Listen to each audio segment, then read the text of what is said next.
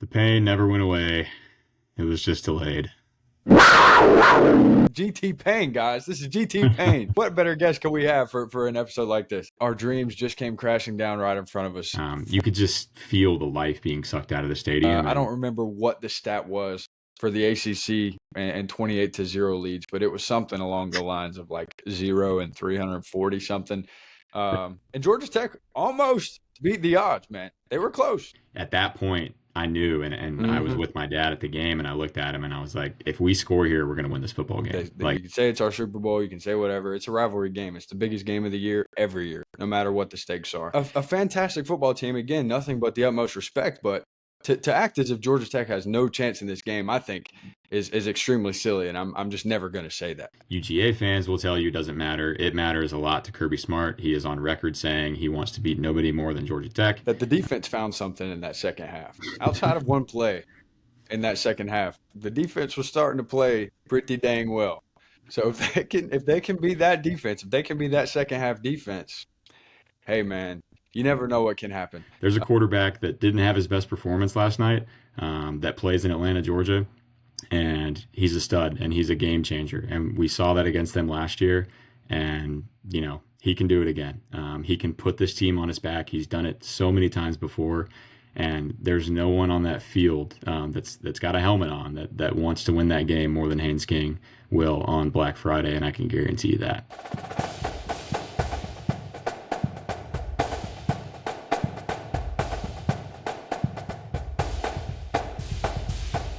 As you said, Luke, the pain never went away. It was just delayed. Jolly Good Fellas is back. Episode 4 of Jolly Good Fellas. Thank you all for the support up to this point. It's been a great 2, almost 3 months now of college football season, and I fear that our dreams just came crashing down right in front of us. 42-28, the final of Georgia Tech's biggest game that they've played in 15 plus years, probably. Luke, I know you were there. I know that, we got to hang out a little bit before the game. The vibes were amazing prior to the game starting, and they quickly went south. How you doing? Before we get in there, let's talk about the guest we've got over here. I mean, GT Payne, guys. This is GT Payne. What better guest can we have for an episode like this? Yeah, it's quite fitting, man. It's funny that this is how it worked out, that I hopped on right after a game like that. Yeah, I mean, before we break down the game, just, you mentioned the atmosphere. It was elite. So shout out to all the fans that were there for that. I mean, it's the loudest I've heard the stadium in a really long time. And it's good to see, taking it from a 30,000 foot view, seeing Bobby Dodd full again and loud is definitely encouraging. But that's really the only good takeaway I have from last night. It's definitely got a sick feeling in my stomach once the game started. Yeah, absolutely. Well, it's a pleasure to have you on, man. Thank you for joining us. I know that a lot of you guys will be excited to get to know Luke a little bit better, the person behind the GT Payne Twitter account. What a legendary account that is. It's got a special place in all of our hearts. So you're doing great work over there. And yeah, I agree, man. It was an immaculate vibe leading up to the game. And, like you said, 30,000 foot view, there's a lot of positives to take away in that regard. And I've got some things too that might be a little bit of a reach that we'll get into later on that I think give me a little bit of optimism as we get into the UGA game. But as you guys are hopefully getting accustomed to at this point, these Monday episodes are for a recap of the previous game more so than a look ahead to next week's game. But it is hate week, so we're very excited to talk about that kind of stuff. But for now, let's talk about Pitt. It was a nightmare of a start, as bad as you could have possibly drawn up. In fact, I think it was worse than what you could have possibly drawn up if you were Georgia Tech, getting down 28-0 right off the bat. Luke, I know it's not what you expected. How did it feel for you, man? And what were your thoughts on just how the game started? Yeah, it's just like you said, it was. I could have imagined a bad start for Georgia Tech. We've had plenty of them this year. Whether we go on the road at Wake Forest and we're down 20-3 in the third quarter, you get down early to Colorado after 3 straight turnovers.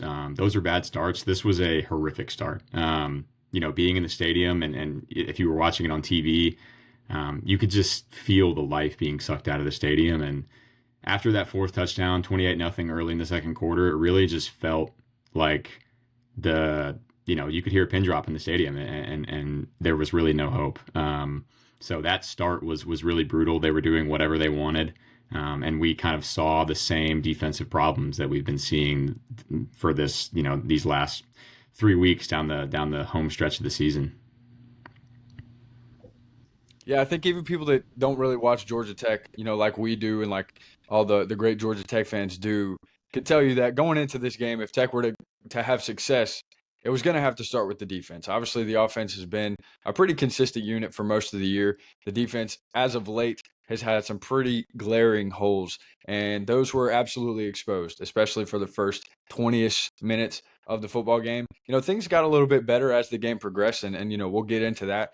But at the end of the day, the defense, with the help of one interception from Haynes King, spotted Pittsburgh a 28 to nothing lead. And I don't remember what the stat was for the ACC and 28 to 0 leads, but it was something along the lines of like 0 and 340 something. And Georgia Tech almost beat the odds, man. They were close. They were close a couple different times, which is I think what makes this loss hurt even worse is like you go down 28-0, you bring it into a one score game two separate times throughout the game and different points of the game and you let it slip away both times. So yeah, you go down 28-0, it's definitely not ideal. I think that there was a genuine hope and belief in the stadium in the third quarter and in the fourth quarter, respectively. Um, but you can't dig yourself in a 28-0 hole and expect to win. So Yeah, 100%. Let's take it back a little bit. Kind of. I really want to set the scene for this game because I think we would be doing a discredit to the folks who weren't able to make it if we didn't. And honestly, it's fun to just relive it as well because I think you and I would probably both agree that was the best atmosphere that I've seen personally in my life. And I'm good. Before we go any further, what are your thoughts on that? I mean, I think it is at least since the kick six, but I would say it was better than that from start to finish.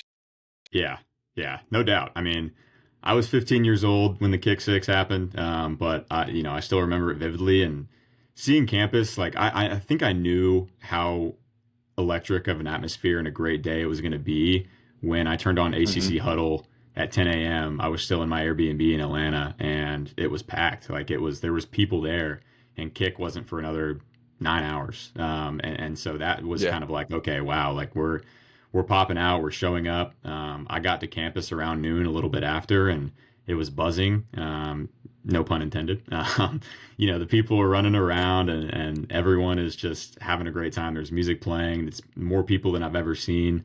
And mostly all Georgia Tech fans, which is not something we've always been able to say.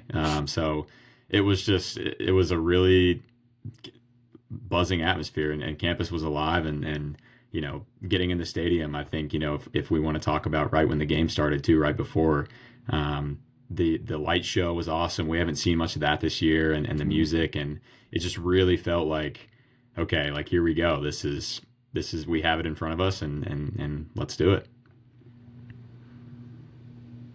Yeah, I think you said it perfectly. Everything happening around the stadium leading up to the game was just setting the tone for one of the best days in Georgia Tech's history, especially in recent history. And that's probably a little bit of an overstatement to say in history, but let's just say in recent history. And before we move on from that, shout out to Twitter tailgate. That was amazing. Got to hang out with Luke for a little bit there. Got to meet a lot of great people. If you were there, it was awesome to meet you all. I'm sure Luke can say the same. It was a fun time, and I hope that we get to do that more in the years to come. But yeah, I mean, 10 a.m. Bobby Dodd Stadium and Techwood and just the campus is buzzing already. It felt like what all the games should feel like. And obviously, everyone's disappointed right now, but the vibe around the stadium is something that I think if we can continue just to be on the trajectory that we've been on this season, is something that I would love to see happen for years to come because I had more fun at that game yesterday, despite the result, than I've had in a long time. But yeah, it was insane. There was people everywhere. The Pitt fans that I met were nice. Certainly was not enough of them to helmet strap the stadium, but that's a song for another time. And and yeah, it was just an awesome day. Like you said, the light show was great. I love the "We Will Rock You" thing at the beginning of the game. Everyone getting the lights on their phone out. That was electric. And, the senior day festivities happening prior to kickoff, I thought that was a really good idea to do it then rather than at halftime because it got everyone in the stadium. Obviously, everyone excited to give Haynes King, Jamal Haynes, all those guys a last hoorah prior to taking the field for one last time at Bobby Dodd Stadium. And it was just a picture perfect lead up to the game. And then we blink and we're down 28-0. It started like this.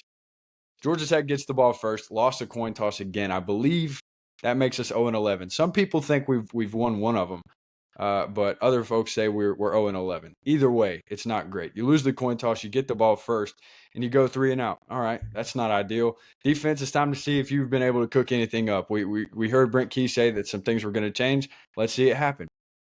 Sure enough, they go out there, they get Mason Heinzel and the Pitt offense off the field, and it ended with a Braden Manley sack. We're like, all right, things are going to go okay here. And then the same thing happens. You go 3 and out again. Pitt gets the ball. They score.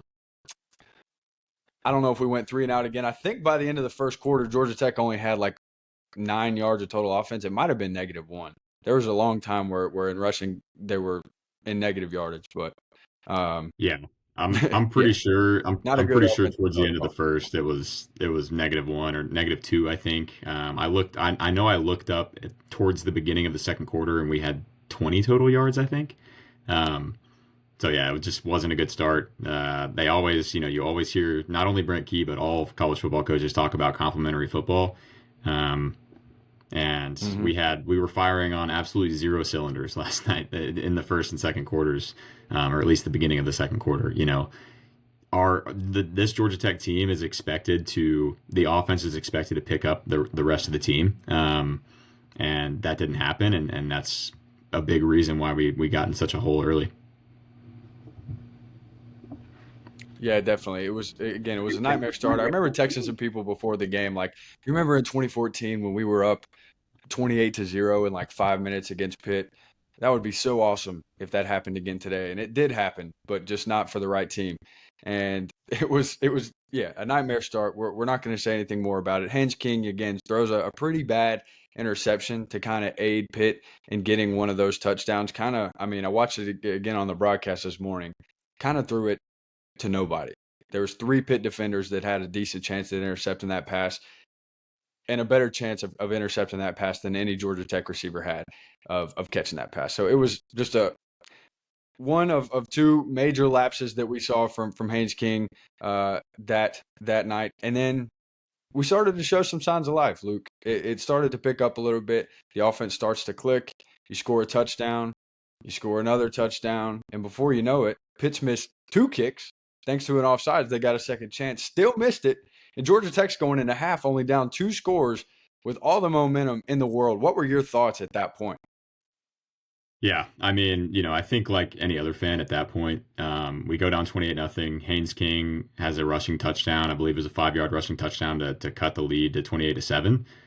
We get a defensive stand. I can't remember. I don't think it was a 3 and out, but we get the ball back and score again. And like you said, going into halftime, they attempt that kick, they miss it. We jump off sides, and I'm like, oh, here we go. Like they're gonna kick a field goal, go into the locker room with momentum, and he missed it again. And so being down 28-14 at half, I think is definitely not fun and not ideal.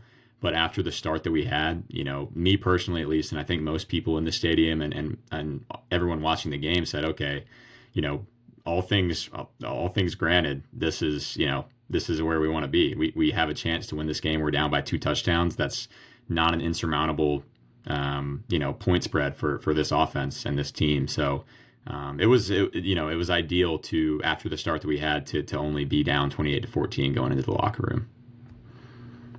Yeah, 100%. Again, all the momentum on Georgia Tech's side at that point.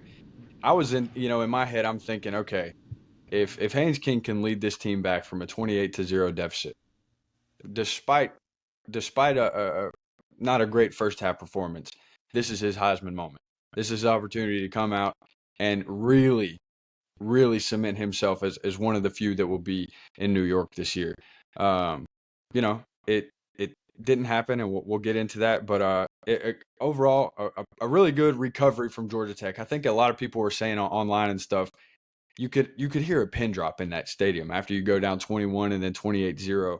The life was completely sucked out of the atmosphere. And we've talked even on this podcast, we've talked about Georgia Tech having to bring their own energy and whether or not they're good at doing that. That was a moment where they had to bring their own energy, and they did exactly that. Found their way back into the game, get a stop to start the second half, and then now Georgia Tech's driving. And then now Georgia Tech's in the red zone. And now Georgia Tech's inside of the 10, and I'm thinking, oh, brother, this is about to be a 7-point football game. We're gonna we're gonna do it. We're gonna beat the odds. We're gonna come back from 28-0. Payne, you tell us what happened next. Yeah. Like you said, I believe it was a three and out, or maybe they got one first down. We get the ball back, drive all the way down the field. It wasn't the prettiest drive ever. The play before the play I'm about to mention too, pass over the middle to Brett Seither, and he stiff arms a guy, rides him 10 yards down the field, and that just fired everybody up. And at that point, I knew, and I was Mm-hmm. with my dad at the game, and I looked at him and I was like, if we score here, we're going to win this football game. Like, this is a game of momentum. This would be 21 straight unanswered points after Pitt went up 28 nothing. We can really step on their throat here. The crowd's going to get into it. Um, I believe we get stopped on first and second and goal, and third and goal. Haynes King. I believe this interception was more on him than the first one, although the first one was not a great decision either. But Pitt Yeah. disguised the blitz really well and dropped the guy back into coverage. And if you go back and watch the tape, King kind of just the defensive, I believe it was the defensive end that dropped back, or maybe it was his outside linebacker. Just read his eyes the whole way, and King was kind of looking to the left side of the end zone the whole time, and telegraphed it right to him. And Pitt took a 100-yard pick six back to the house, and that made it 35-14. And again, it was one of those moments where that is, in recent memory for me, one of the biggest momentum shifts I've ever truly like felt in my body at a football game. Not only Georgia Tech, but those are usually most of the games I go to. But any game I've ever really been to is you can just feel the momentum shift. As Jared mentioned earlier, you can hear a pin drop in the stadium, and that was really the turning point of the game. And we'll get into later. We had our chances, in the fourth quarter as well, but that was the biggest chance. And like I said, I truly believe, and I'll stand on this to this day. And going forward, if we score that touchdown there to make it 21-28, I think we go on to win the game. But it didn't happen. So Yeah, I couldn't agree more. You could feel the vibe shifting on the Pitt sideline. When you're over on that club side that you sit on often, that I got to sit on for that game, you really, I mean, you're basically sitting next to the opposing players on the bench. And going into the game, I could see it in their faces that they were fully prepared to play the football game. Obviously, again, we talked about the start. That was proven to be true. But as Georgia Tech started to creep their way back into this game, you could just see the vibe shift on that sideline. And again, like you were just saying, you get down inside the 10, everyone in that stadium's thinking the same thing. If we score right here, we're doing it. Pick six happens. I could hear the dang guy's footsteps running down the sidelines, man. That's how quiet.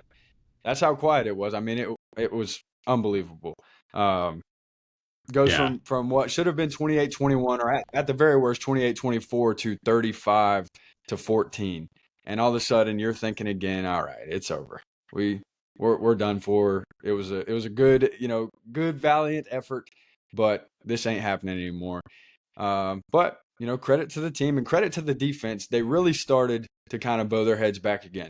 You get down 21 again in the third. All the life sucked out of the stadium, and likely sucked out of a lot of guys on the team too. But the defense starts to play some ball. I mean, up until the last possession of the game for Pitt, they were pitching the second half shutout. And I mean, what more could you really ask for from the defense at that point? It allows Georgia Tech to kind of claw their way back in thanks to two Haynes King passes to Isaiah Kenyon. We'll talk about the red zone kind of play calling and how they ended up getting there here shortly. But all of a sudden, again, yeah, it's 35-28, and we're thinking the same thing again. Holy cow, we got a chance. Were you feeling the same way? I wasn't quite as confident at that moment as I was when it was about to be 28-21. But I was confident. I was, like you said, two touchdowns to Isaiah Canyon, cut it to a one score lead again.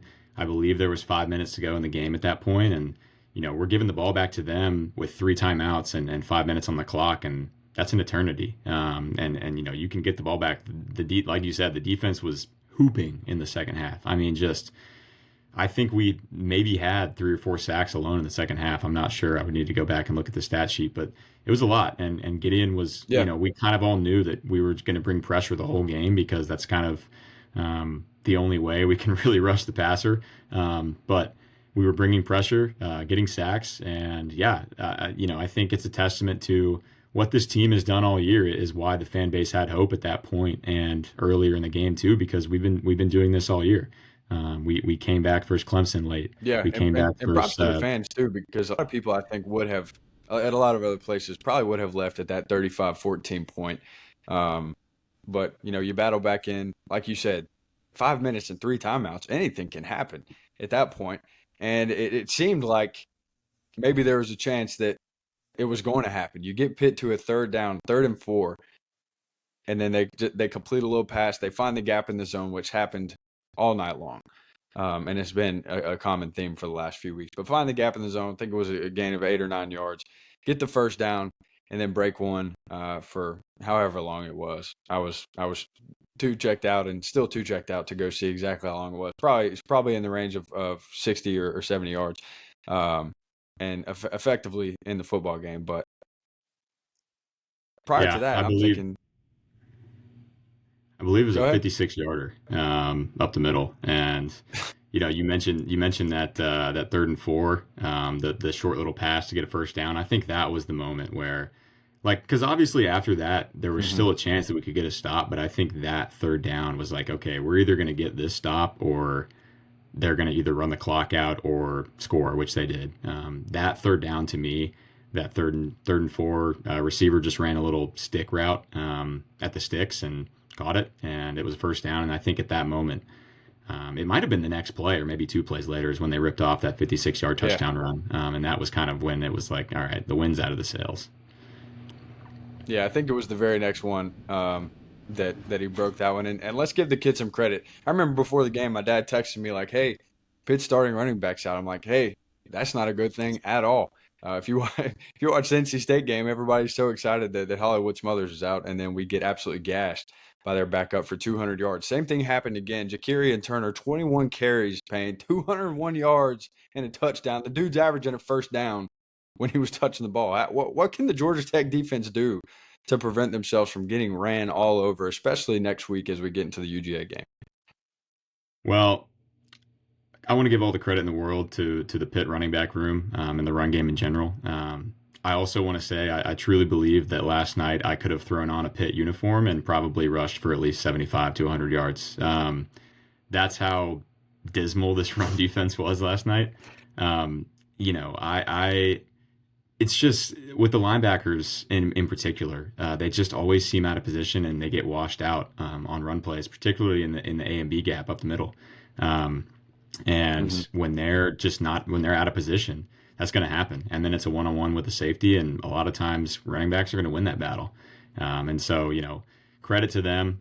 But the same thing happened with NC State, and the same thing happened with Boston College too. They were busting huge runs up the middle and getting around the edge too, just all different types of ways. And I think a lot of that is linebackers being out of position, and that could really hurt us on Friday as well. So.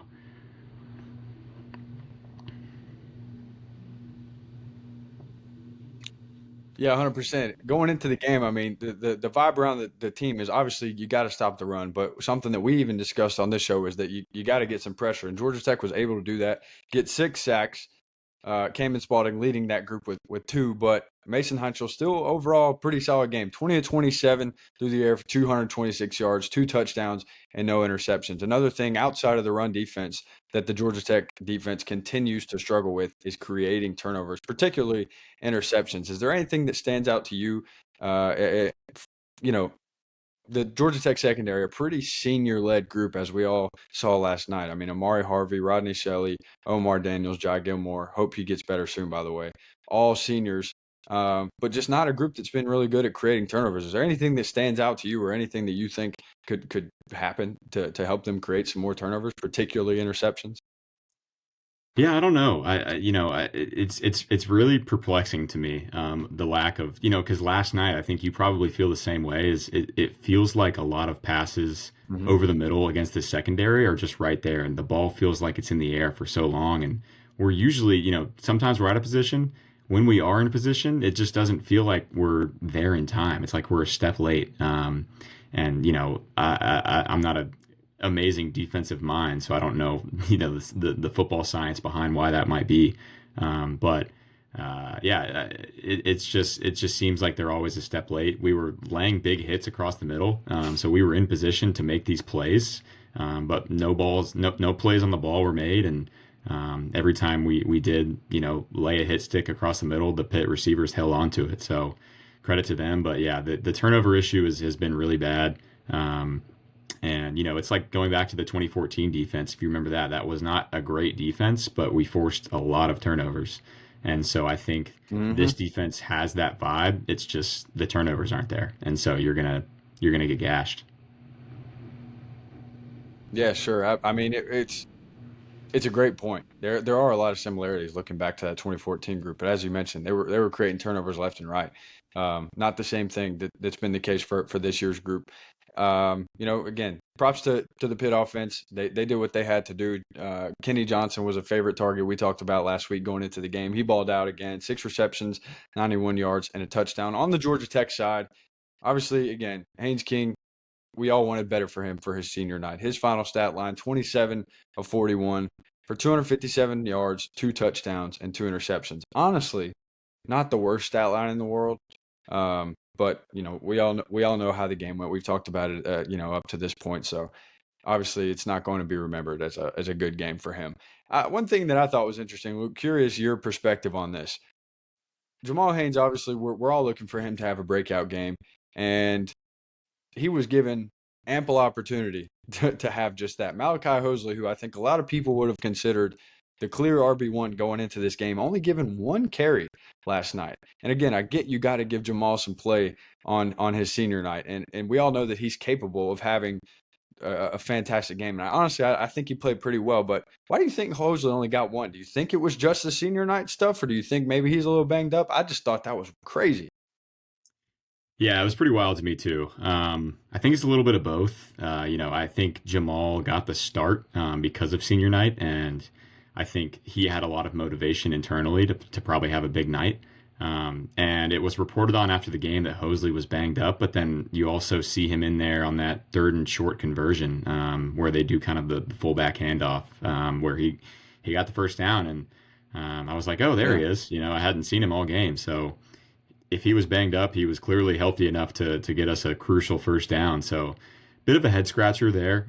I think, you know, it could just be a seniority thing with Jamal and Key kind of, gambling that he's going to have a big game and keeping him in and giving him opportunities. But, I don't know what Hosley's situation is from an injury perspective, but would have loved to see him in there more and get some more touches. Yeah, I agree. And I mean, it wasn't a bad game from Jamal. 68 all-purpose yards, 39 of those on the ground, 29 through the air for 1 touchdown. He didn't play a bad game, and honestly, he kind of looked like he got a little bit of his burst back. He was making some guys miss, but overall, the numbers aren't really going to support that. Another senior who had a good game, Malik Rutherford, 6 receptions, 68 yards. And then obviously, not a senior, but Isaiah Kenyon, you got to give that kid some credit. 4 receptions, 67 yards, and two very, very important touchdowns. I mean, both of his, if I'm not mistaken, those both would have been good in the NFL. Yeah, they were both phenomenal catches in the back of the end zone. They looked pretty similar in terms of just the how the play looked and how it developed and the catch. That kid is a stud. He's got the ideal big body receiver build, 6'4", probably pushing 215, 220, and he can go up and get it. Hmm. So yeah, those were two big important catches. And you mentioned the Malik stat line, man. That Malik Rutherford is just he's so consistent, and I'm gonna miss him more than most other people besides maybe Haynes King, just because he always seems to be there in big moments. He's got great hands. He runs great routes, and having those crucial catches down the stretch. He had a great one over the middle too, where he was basically full extension. So he had a pretty good game, and obviously Isaiah Canyon got to give him his flowers too. Those catches were nuts, and I don't think there's another receiver on the team that makes those in the back of the end zone like that. Yeah, no, I agree. So I mean, I want to talk about the red zone play calling and kind of those two touchdowns, but I agree, man. Malik Rutherford, outside of his talent and his skill, just a high energy guy. You can't help but love the kid just because of the passion and the energy that he brings every single week. I mean, I've never seen the guy not just full of it. And it was so cool too. I mean, just a perfect sign off for him when they announced his game during the senior night festivities, and he's just hyping up the crowd the whole time. I was eating it up. I'm not gonna lie. Yeah. But yeah, him and Amari Harvey too on the defense. Both guys that just bring it, man. You just can't get enough. You can't have enough of those kind of players on your football team. But yeah, overall, I mean, it was a win in your end game for Georgia Tech, and they weren't able to get it done. Obviously, the ACC championship hopes looking pretty gloomy at this point. Need three wins from three teams that probably won't win next week. But I don't know. I mean, I think Pitt's got a decent chance against Miami. What are your Yeah. thoughts on this? I saw a tweet earlier before we started. It said Pitt would be 10-1 if they didn't start Holstein to start the year. They would have beaten most likely West Virginia and Louisville. I think I tend to agree with that. They're a pretty dang good football team. Pitt's a great team. They really are. I think they get overshadowed because they're in the ACC, which is pretty standard these days. But you know, it would be the most Georgia Tech thing ever for Virginia Tech to upset Virginia.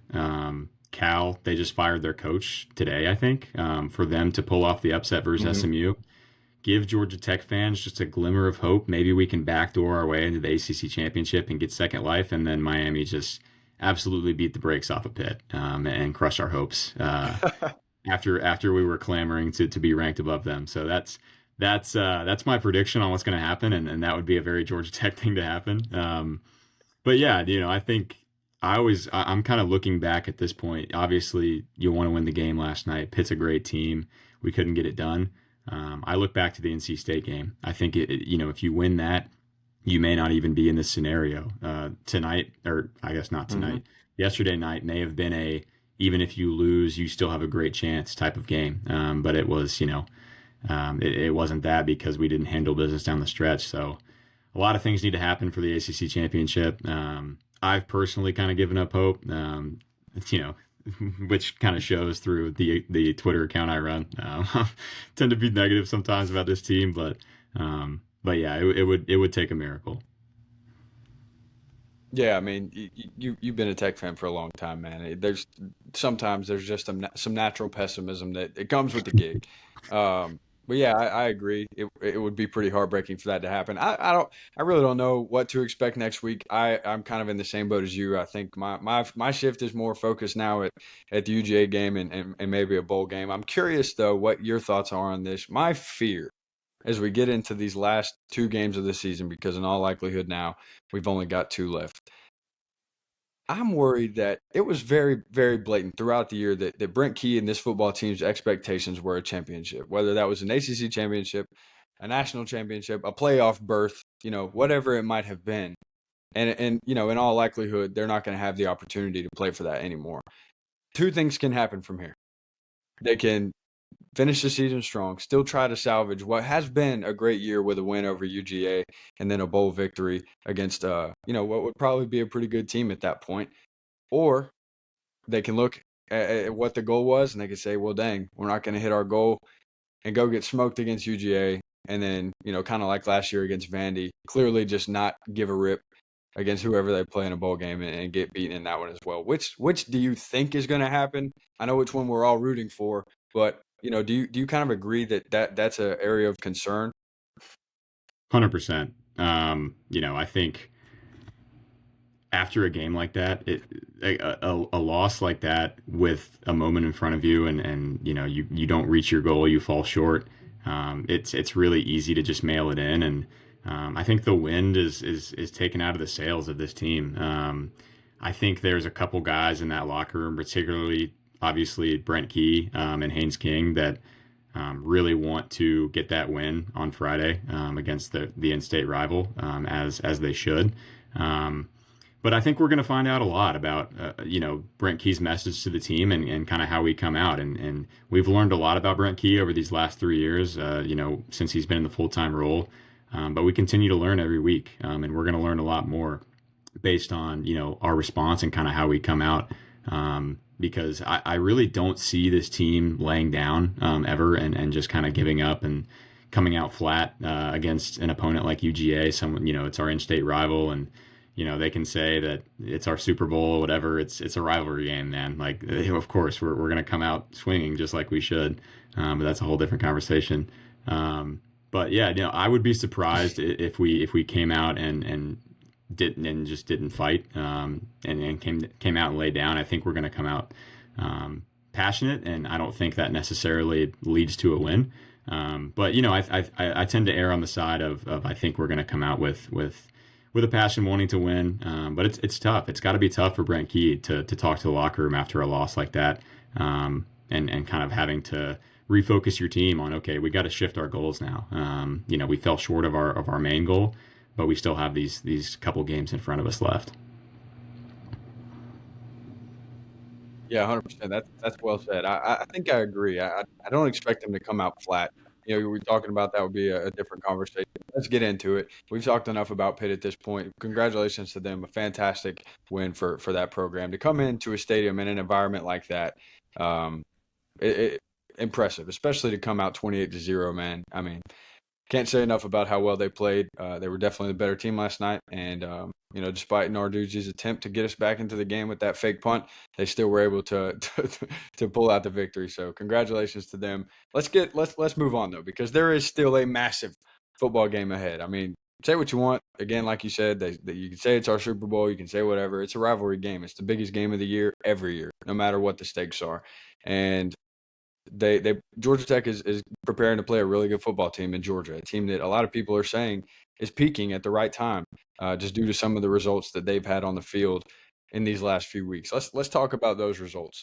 Obviously, Georgia not as senior of a team as Georgia Tech, so not really sure what to expect from them going into this season. They've got Gunnar Stockton at quarterback, was going to be his first full year as a starter. He's been great.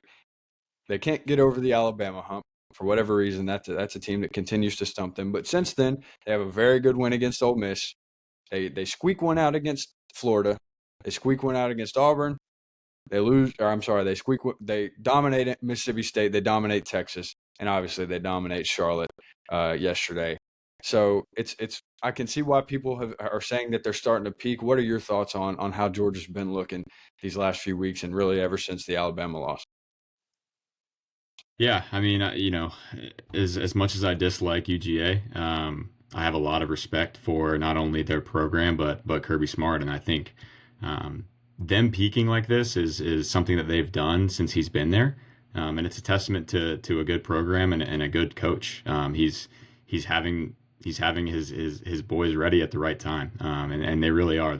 They seem to be firing on all cylinders. The defense did look a little shaky for them early in the year, but it seems Mm-hmm. to start to buckle down a little bit in these last couple of games. Again, I don't know how great of offenses Mississippi State and Texas and Charlotte are, but that aside, it seems like they are peaking at the right time. And again, I got to give my flowers to Kirby in particular. He always seems to do this every year, having his team on an upward trajectory towards the end of the year. I know they've had some late season losses in the last couple of years, but this is nothing that is new to them. So can't say I'm surprised at all by that.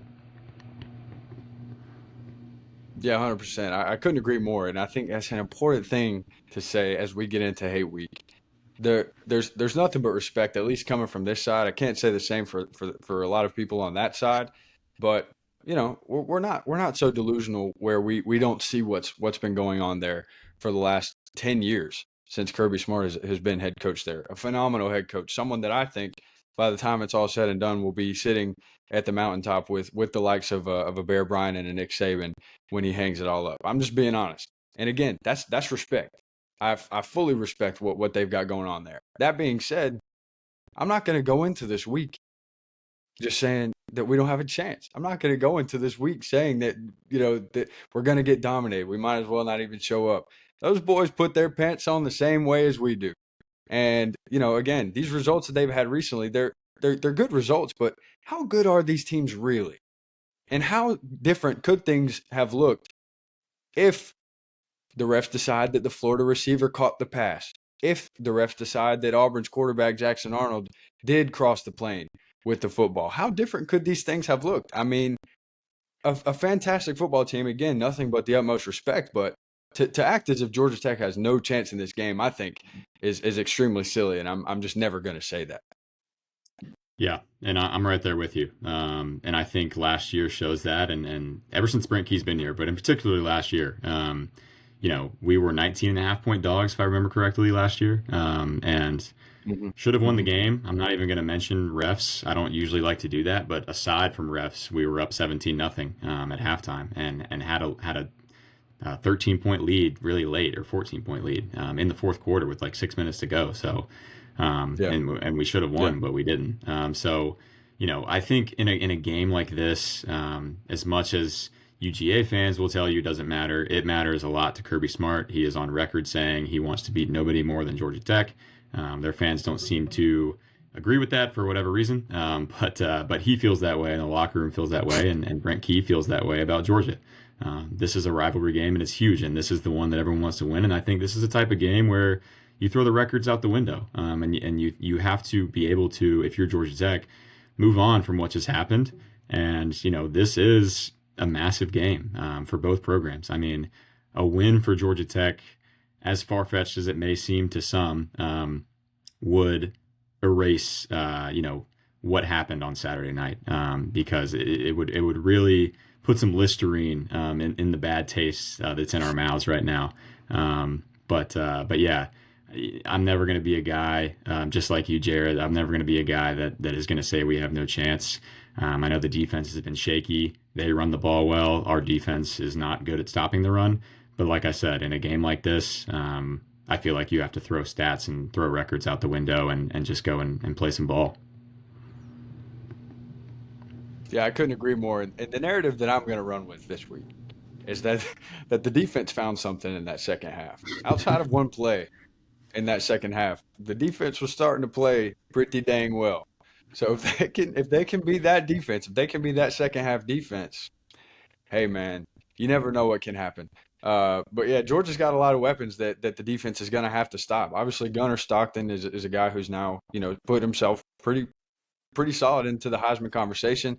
He'll be looking for his Heisman moment next week. So, Georgia Tech defense, another reason they'll have to play pretty well. But there's a lot of weapons, that Gunner's got the opportunity to give the ball to. Zachariah Branch, obviously being the one that jumps off the page, transfers in from USC, and has been as advertised for them. They've got a young running back, Chancey Bowens, who's been really solid. Also, Nate Frazier, who played against Tech last year. Both of those guys, really good. Dylan Bell, who has to be nearly our age, Luke, and then Colby Young and Noah Thomas.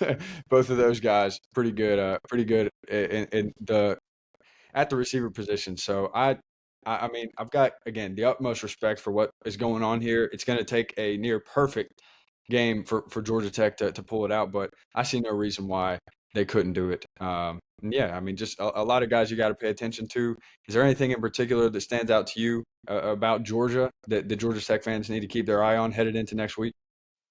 Yeah, I think a lot of people probably know this, but Zachariah Branch to me is the X factor for UGA, and I think their fans would tell you that too. I think he is a playmaker that they definitely didn't really have last year in the wide receiver room, and haven't had for it seems like a couple of years. Obviously, you have Lad McConkey a few years ago, but those are different receivers.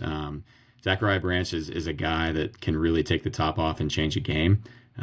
They have that now, and Gunner kind of has that at his disposal. Not to mention, him being a great runner as well, being a mobile quarterback, and Frazier and Bowens really being phenomenal running backs. So our defense is going to have our hands full. But I think that Branch, as he probably has been for most of their games, I don't really, unless they're in prime time, I don't usually watch their full games, unless I'm not doing anything. But from what I've seen, Branch is usually the X factor for a lot of their games. He's been a stud. He was very talented. I believe it was USC was his last stop, is where he transferred from, and he's continuing to do it over Mhm. there. So defense is going to have to key in on him. I think if you find a way to take Zachariah Branch away and limit Gunner with his legs, then it can be a close game, going into the fourth quarter, and that's really all you can ask for this Georgia Tech team is give ourselves a puncher's chance going into the fourth quarter, and then that's really when, as I mentioned earlier, as I alluded to, that is where the records go out the window. Whatever's happened the rest of throughout the season goes out the window. That is where this is what who wants to win the game, who wants it more, and we kind of saw that vibe last year as well. So, but definitely going to have their hands full. Georgia has a ton of playmakers, and it seems like more guys making plays than they did last year with Beck leading the offense. Yeah, yeah, I completely agree. Are you willing to go on the record and make any kind of prediction at this point, or would you rather wait until we get a little closer to game time? I'm not usually a score prediction guy. I have a feeling that this game is going to be close-ish going into middle to late third quarter. I think we're going to be hanging around. I don't know whether that's going to be a touchdown, 10 points. I think we get to either tie the game or get down 7 in the fourth quarter. I personally think UGA probably pulls away and wins, as much as that hurts to tell me, but or to tell you, but I don't know. Like we said, anything can happen. With this rivalry and with this game, and obviously, the delusional side of me is going to say Georgia's going to be asleep, looking forward to potentially the SEC championship or the playoff, and we surprise them. Because as I've been over here glazing UGA, but we have a pretty good team too, and they may not tell you that, but there's a quarterback that didn't have his best performance last night, that plays in Atlanta, Georgia, and he's a stud and he's a game changer. And we saw that against them last year, and he can do it again.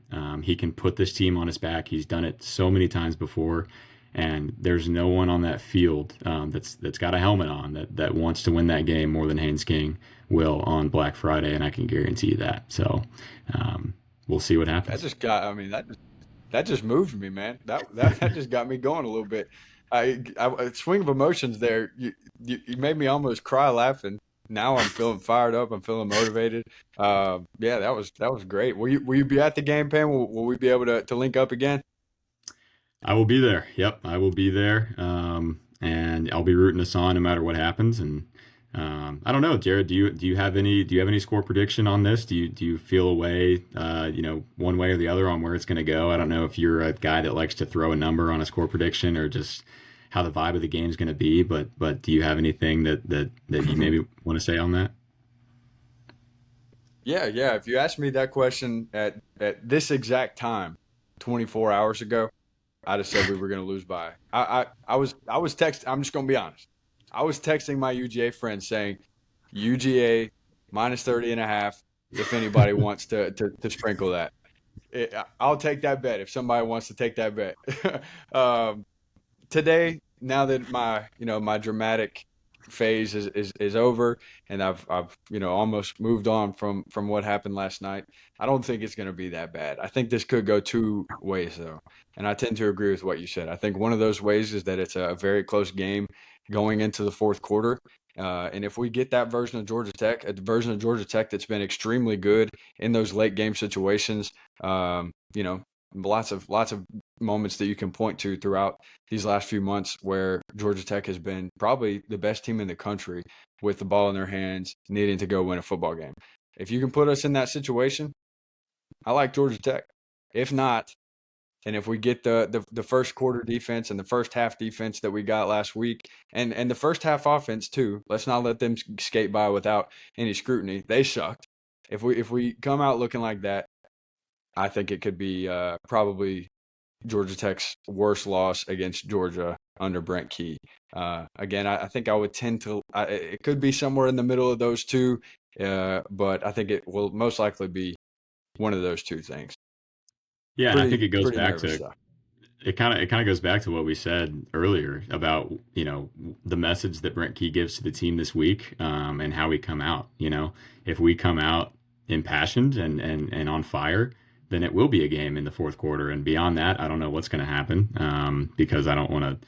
We went into 8 overtimes last year, so who knows what goes on in the after the fourth quarter starts against UGA, in this game in particular. But if we get that team that if he has them ready to play, unlike he did against Pitt, if the messaging is clear and the boys are ready to go, then yeah, it can be a game in the fourth quarter. And that being said, any game can be won in the fourth quarter as long as you're within striking distance. But if we get a team that is going to lay down and the wind's fully out of the sails and they've kind of given up on the season, then it could be a bad loss. And I'm not going to sit here and sugarcoat anything. I think we all know that UGA probably has a more talented roster than we do, but at the end of the day, like I said, and I've kept saying this whole episode, you got to throw that stuff out the window for a game like this. And I think that there's a really good chance that if we hang around in the third quarter, we're within striking distance and get into the fourth quarter and make this a ball game, then they put their pants on the same way we do, just like you said. So you never know. Yeah, 100%. It's gonna be a fun Friday. That is a 3:30 kick at Mercedes-Benz Stadium. Obviously, Georgia Tech was slated to host that game at Bobby Dodd this year. Jay Batch, who's now at Michigan State, decided to sell that for $10 million. Say what you want about that business decision. It'll pay off next year, and the team's good enough this year to go in and still get the win, despite it not being at Bobby Dodd. But that maybe will be something we'll talk about more on Thursday, when we do our full preview for the UGA game. Hoping to have another really exciting guest for you guys for that game, someone that is very tapped in both with Georgia Tech and with Georgia. So be looking forward to that. But this has been a fantastic episode, man. I'm so glad that you got to come on, Luke. It's been a blast. Is there anything before we jump off that you want to say? Yeah, man. I think just leaving it. After last night, I've been doing a lot of thinking about kind of where this program is, and these things take a long time to build, man. I know last night really stings, for a lot of us, but Brent Key inherited, a dumpster fire. I've tweeted this before, but I think 4 years ago we legitimately were one of the worst teams in the FBS. Definitely bottom of the Yeah. Power Four, bottom of the barrel, forgotten about. Lifting weights on the sidelines, a complete joke to anyone who played us, and coaches would run scores up however much they wanted. I mean, you remember the Clemson game when they won by 70 points, and Hmm. inheriting something like that.